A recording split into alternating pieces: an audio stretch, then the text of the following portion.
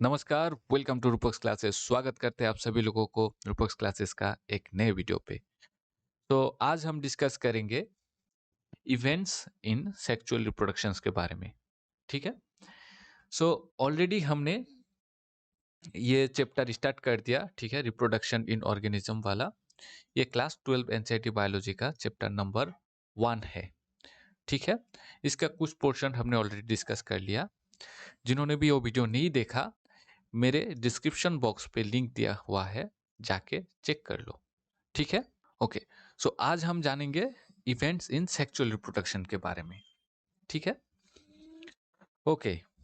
सो थोड़ा रिकॉल कर लेते हैं प्रीवियस क्लास का। प्रीवियस क्लास में हमने क्या जाना था? हमने जाना था व्हाट इज सेक्सुअल रिप्रोडक्शन। ठीक है। सो सेक्सुअल रिप्रोडक्शन में क्या होता है कि मेल एंड फीमेल गैमेट का इन्वॉल्वमेंट होता है। ठीक है, हमने लास्ट क्लास में ये सब डिस्कस किया था, है ना। और मेल एंड फीमेल गैमेट का फ्यूजन होता है, दैट इज फर्टिलाइजेशन होता है। ठीक है। और उसके बाद वो फर्टिलाइज्ड एग बन जाता है जाइगोट, एंड जाइगोट से बन जाते हैं एम्ब्रायो। ठीक है। सो मेन क्राइटेरिया अगर हम बोले सेक्सुअल रिप्रोडक्शन का, तो वो है fusion of male and female gamete. ठीक है। सो ये मेल एंड फीमेल गैमेट हमने देखा था कि ये डिफरेंट पेरेंट में हो सकते हैं, जैसे कि मेल बॉडी में मेल गैमेट, फीमेल बॉडी में फीमेल गैमेट, ऐसे फॉर्म हो सकते हैं। या फिर ऐसा भी हो सकते हैं कि एक ही पेरेंट है जिसके अंदर दोनों गैमेट बन रहे हैं, एक मेल गैमेट एक फीमेल गैमेट, दोनों बन रहे हैं और उसके अंदर ही वो फर्टिलाइज हो रहे हैं। ऐसे एनिमल्स को हम बोले थे हर्माफ्रोडाइट। हर्माफ्रोडाइट, है ना। ओके। सो मेन बात अगर बोले तो यहाँ पे क्या है कि सेक्सुअल रिप्रोडक्शन में मेल एंड फीमेल गैमेट का फॉर्मेशन होना पड़ेगा, उसके बाद दोनों के बीच फर्टिलाइज होना पड़ेगा, फिर जाइगोट एंड एम्ब्रायो बन के बच्चा पैदा होना पड़ेगा। यही है सेक्सुअल रिप्रोडक्शन। ठीक है। ओके। सो ये जो सेक्सुअल रिप्रोडक्शन है, ये जनरली 3 इवेंट्स में कंप्लीट होते हैं। ठीक है। सो पहला इवेंट जिसे हम बोलते हैं फ्री फर्टिलाइजेशन। ठीक है, pre fertilisation event. Then second event is fertilisation event, and third event is post fertilisation event. ठीक है। सो यहाँ पे देखो, वर्ड देख के ही समझ पाओगे तुम लोग, क्या लिखा है? Pre fertilisation, that is fertilisation से पहले। फर्टिलाइजेशन से पहले जो होता है वो सब प्री फर्टिलाइजेशन इवेंट में आएंगे। देन फर्टिलाइजेशन, और उसके बाद पोस्ट फर्टिलाइजेशन, कि फर्टिलाइजेशन के बाद जो जो होता है सेक्सुअल रिप्रोडक्शन में वो। सो यहाँ पे हम पहले प्री फर्टिलाइजेशन इवेंट देख लेते हैं। प्री फर्टिलाइजेशन में क्या होते हैं? गैमेटोजेनेसिस होते हैं, जेनेसिस। ठीक है। और उसके बाद गैमेट ट्रांसफर। ठीक है, ट्रांसफर। सो हमें क्या पता चला कि सेक्सुअल रिप्रोडक्शन में मेल एंड फीमेल गैमेट का इन्वॉल्वमेंट जरूरी है। तो ये mail and female gamete form तो होना पड़ेगा, है ना। मेल बॉडी में मेल गैमेट फॉर्म होगा, फीमेल बॉडी में फीमेल गैमेट फॉर्म होगा। तो ये जो प्रोसेस है, जिस प्रोसेस से मेल एंड फीमेल गैमेट बनते हैं, उसे हम बोलते हैं गैमेटोजेनेसिस। ठीक है, क्लियर हुआ? That is the formation of male and female gamete is known as gametogenesis. Okay, ठीक है। अभी गैमेट फॉर्म हो गया, मेल बॉडी में मेल गैमेट फॉर्म हुआ, फीमेल बॉडी में फीमेल गैमेट फॉर्म हुआ। लेकिन इस प्रोसेस से बच्चा डायरेक्ट पैदा नहीं होंगे। इसके लिए क्या होना पड़ेगा? फर्टिलाइजेशन होना पड़ेगा, जहां पे मेल एंड फीमेल गैमेट के बीच फ्यूजन होगा। ठीक है। यहाँ पे देखो, मेल बॉडी में मेल गैमेट है, फीमेल बॉडी में फीमेल गैमेट है। तो ये मेल गैमेट ट्रांसफर होकर फीमेल गैमेट तक पहुंचना पड़ेगा। ठीक है।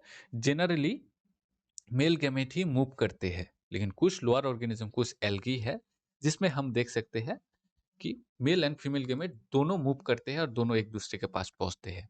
लेकिन ज़्यादातर केस में मेल गैमेट ही मूव करके फीमेल गैमेट तक पहुंचता है और उसके बाद फर्टिलाइजेशन होता है। ठीक है, ओके। सो ये जो इवेंट है जिसमें मेल गैमेट मूव होकर फीमेल गैमेट तक पहुंचता है, इसे हम गैमेट ट्रांसफर इवेंट बोलते हैं। ठीक है, दैट इज गैमेट का ट्रांसफर होना पड़ेगा। अगर गैमेट ट्रांसफर होकर फीमेल गैमेट तक नहीं पहुंचेगा तो वो फर्टिलाइजेशन नहीं होगा और अल्टीमेटली बच्चा पैदा नहीं होगा। ठीक है, ओके। सो ये गैमेट ट्रांसफर बहुत सारे डिफरेंट तरीकों से हो सकते हैं, जैसे कि in case of higher organisms male and female के बीच जब मीटिंग होते हैं तो मेल क्या करते हैं, उसका गैमेट फीमेल बॉडी के अंदर, फीमेल सेक्सुअल स्ट्रक्चर के अंदर डिपॉजिट कर देते हैं और फिर मेल गैमेट मूव होके फीमेल गैमेट तक पहुंच के फर्टिलाइजेशन होता है।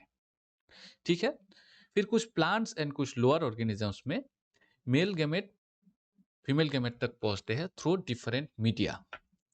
मेल गैमेट को फीमेल गैमेट तक पहुंचने के लिए डिफरेंट मीडिया चाहिए होता है, जैसे कि वाटर, एयर, ठीक है, इंसेक्ट।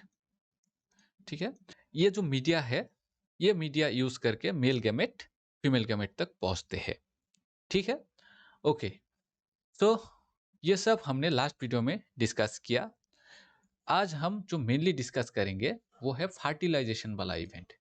ठीक है, ये वाला इवेंट और पोस्ट फर्टिलाइजेशन वाला इवेंट।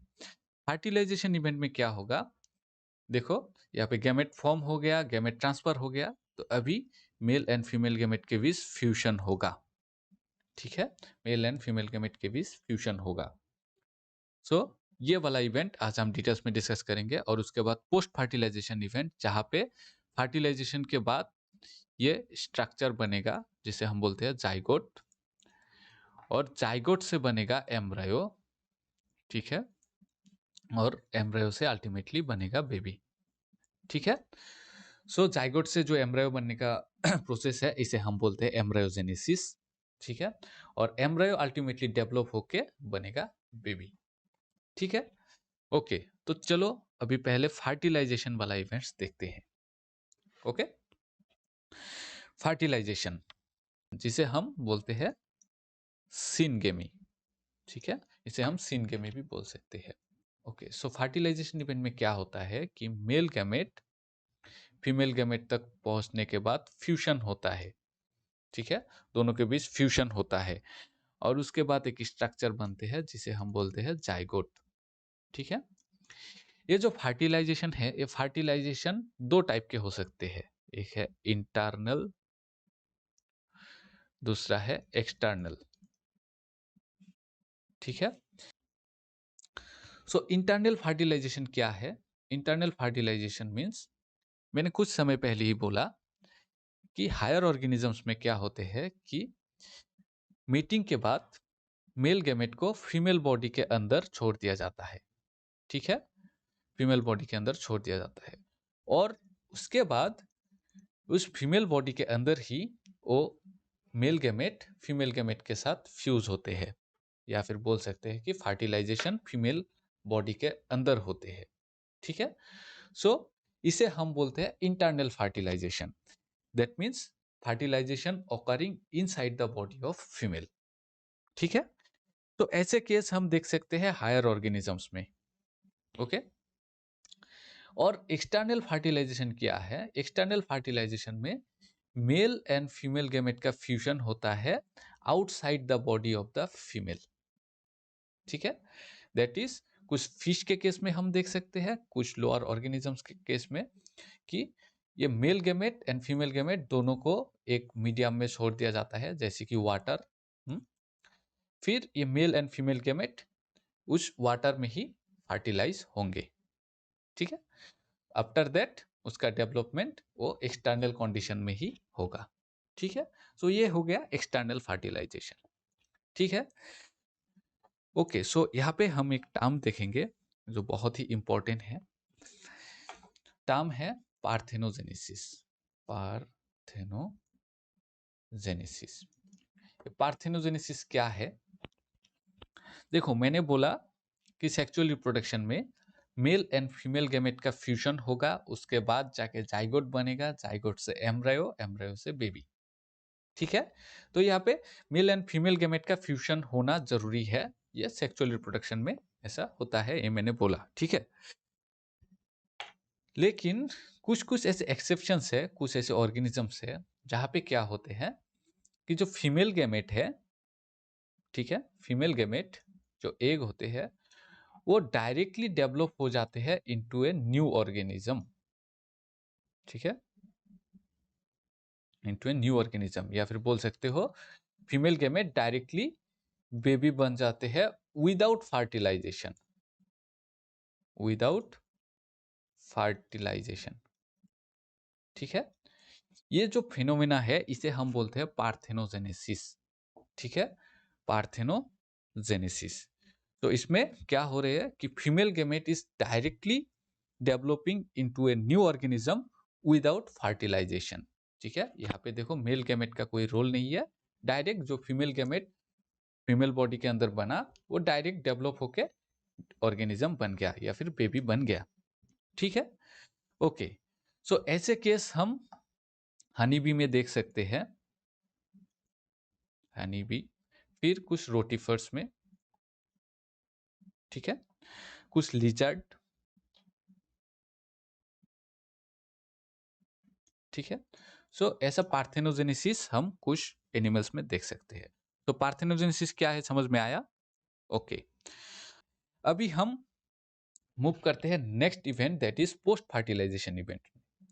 पोस्ट फर्टिलाइजेशन इवेंट्स में क्या होते हैं कि वो जो फर्टिलाइजेशन होके जो स्ट्रक्चर बना जिसे हम बोलते हैं जाइगोट, ठीक है, इस जाइगोट का अभी डेवलपमेंट होगा।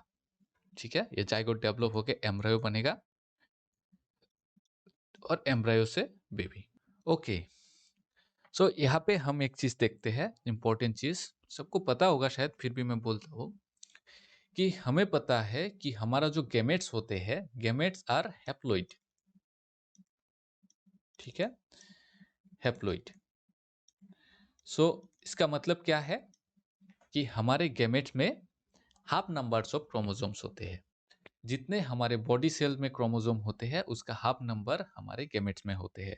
जैसे कि एग्जांपल ह्यूमन बीइंग का बॉडी सेल में 46 क्रोमोसोम होते हैं, तो हमारे गैमेट सेल में 23 एंड 23 नंबर के क्रोमोसोम्स होंगे। ठीक है, मेल गैमेट में 23 number of chromosome, female gamete में 23 नंबर्स ऑफ क्रोमोसोम। ठीक है, सो ये जो दो गैमेट है, इस दो गैमेट में 23 एंड 23 नंबर ऑफ क्रोमोसोम है। तो फर्टिलाइजेशन के बाद एक स्ट्रक्चर बनेगा जिसे हम बोलते हैं जाइगोट। तो जाइगोट के अंदर अभी क्रोमोसोम नंबर कितना आ जाएगा? 46। इसका 23, इसका 23। ठीक है, दोनों मिलके अभी ये जो जाइगोट बना, ये जाइगोट है डिप्लॉइड। ठीक है, ये हैप्लॉइड मींस हाफ, डिप्लॉइड उसका डबल। ठीक है, सो ये डिप्लॉइड स्ट्रक्चर बन गया। अभी ये जो जाइगोट है, इस जाइगोट का क्या होगा? डेवलपमेंट होगा। ठीक है, ये जाइगोट अभी डिवाइड होगा, बहुत सारा डिवीजन होगा। पहले इस जाइगोट से, एक जाइगोट से दो सेल बनेगा, फिर दो से चार, चार से आठ। ठीक है, ऐसे बार बार बार बार डिवाइड होके कुछ स्ट्रक्चर बनेगा। ये सब हम एम्ब्रायोजेनेसिस, एम्ब्रायोलॉजी में बहुत डिटेल्स में बात करेंगे। ठीक है, मुरुला बनेगा, ग्लैस्ट्रुला बनेगा, ठीक है, फिर जाके एम्ब्रायो बनेगा। सो ये जो जाइगोट है, इस जाइगोट का जब डिवीजन होता है, ये डिवीजन माइटोटिक डिवीजन होते हैं। Mitotic, that is equational. ठीक है, सो इसमें 46 नंबर ऑफ क्रोमोसोम है। माइटोटिक डिवीजन होने के बाद अगर दो सेल बना तो दोनों में 46 एंड 46 क्रोमोसोम होंगे। ठीक है, ओके। सो ये पोस्ट फर्टिलाइजेशन इवेंट्स में जाइगोट बनते हैं और फिर जाइगोट बनने के बाद क्या बनेंगे? एम्ब्रायो। ठीक है, embryo, the formation of embryo from zygote. ठीक है, the process of formation of embryo from zygote is known as embryogenesis. Embryogenesis, ये एम्ब्रायोजेनेसिस भी पोस्ट फर्टिलाइजेशन इवेंट में होते हैं। ओके, अब हम देखते हैं कुछ इंपॉर्टेंट टर्म्स, ओविपेरस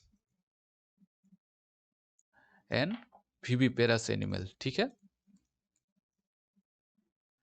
सो यहाँ पे देखो सेक्सुअल रिप्रोडक्शन में फर्टिलाइजेशन के बाद जाइगोट बनता है, उस जाइगोट का डेवलप होके एम्ब्रायो बनते हैं, जिस प्रोसेस को हम बोलते हैं एम्ब्रायोजेनेसिस, है ना। सो कुछ ऐसे एनिमल्स है जहाँ पे जो जाइगोट है वो जाइगोट फीमेल बॉडी के अंदर ही डेवलप होते हैं, ठीक है। फीमेल बॉडी के अंदर ही डेवलप होते हैं और डेवलप होके वो एम्ब्रायो बनते हैं, और एम्ब्रायो के बाद उस फीमेल बॉडी के अंदर ही बेबी बनते हैं और उस बेबी को जन्म दिया जाता है, ठीक है। जैसे कि in case of human being, ठीक है। सो ऐसे एनिमल्स को हम बोलते हैं विविपेरस एनिमल, ठीक है। Viviparous animal. तो विविपेरस एनिमल्स में क्या होते हैं कि जाइगोट का डेवलपमेंट वो कॉम्प्लीटली फीमेल बॉडी के अंदर ही होते हैं, ठीक है। लेकिन कुछ ऑर्गेनिज्म ऐसे हैं जहां पे ये जो जाइगोट बनता है उस जाइगोट को बाहर कर दिया जाता है फीमेल बॉडी से, ठीक है। सपोज फर्टिलाइजेशन इंटरनली हुआ, फीमेल बॉडी के अंदर फर्टिलाइजेशन हुआ, वहां पे जाइगोट बना, ठीक है। जाइगोट बना और उस जाइगोट को अभी बाहर कर दिया जाएगा इनटू द एक्सटर्नल मीडियम, ठीक है। अभी इस जाइगोट का जो फर्दर डेवलपमेंट है वो एक्सटर्नल मीडियम में होगा, ठीक है। तो इसके लिए क्या करते हैं ऐसे ऑर्गेनिजम्स कि इस जाइगोट के बाहर एक थिक कैल्शियम का लेयर बना के इसे बाहर कर देते हैं। जो एग हम देखते हैं, एग में क्या होते हैं कि अंदर डेवलपिंग एम्ब्रायो रहते हैं और बाहर एक कैल्शियम का लेयर होता है, ठीक है, कैल्सीरियस लेयर। सो ऐसे ऑर्गेनिजम्स को हम बोलते हैं ओविपेरस एनिमल्स, ठीक है। सो यहाँ पे देखो क्या हुआ, जाइगोट का फर्दर डेवलपमेंट एक्सटर्नल मीडियम में हुआ, ठीक है। सो ओविपेरस एनिमल्स में जाइगोट का फर्दर डेवलपमेंट एक्सटर्नल मीडियम में होते हैं, एंड विविपेरस में क्या होते हैं कि जाइगोट का पूरा development up to the baby वो फीमेल बॉडी के अंदर ही होते हैं। क्लियर हुआ? ओके। फ्लावरिंग प्लांट्स के केस में क्या होते हैं कि जाइगोट डेवलप होते हैं इनसाइड ओव्यूल, ठीक है। ये अगर जाइगोट है तो ये है ओव्यूल, ठीक है। और ओव्यूल रहते हैं इनसाइड ओवरी, ठीक है। सो डेवलपमेंट के समय क्या होते हैं, जाइगोट डेवलप होके एम्ब्रायो बनेगा, ठीक है। और ओव्यूल बन जाएगा शीड, और ये जो ओवरी है ये ओवरी वाला पोर्शन ही बन जाएगा पेरिकार्प, और फ्रूट वाला लेयर, वो शीट के बाहर जो फ्रूट वाला लेयर है वो ओवरी से बनते हैं, ठीक है, जिसे हम बोलते हैं पेरिकार्प। सो ये किस लिए रहते हैं शीट के बाहर? To protect the seed and to nourish the seed during the development of embryo, ठीक है, ठीक है। सो फ्लावरिंग प्लांट्स के केस में ऐसे होते हैं, हम इन डिटेल्स में ये डिस्कस करेंगे, ओके। सो ये था आज का वीडियो। आज के वीडियो में हमने सेक्सुअल रिप्रोडक्शंस का जो इवेंट्स होते हैं उसके बारे में डिस्कस किया। आशा करता हूँ कि सबको समझ में आया। सब अपना ख्याल रखना, अपनों का ख्याल रखना। मिलेंगे नेक्स्ट वीडियो में, तब तक के लिए जय हिंद।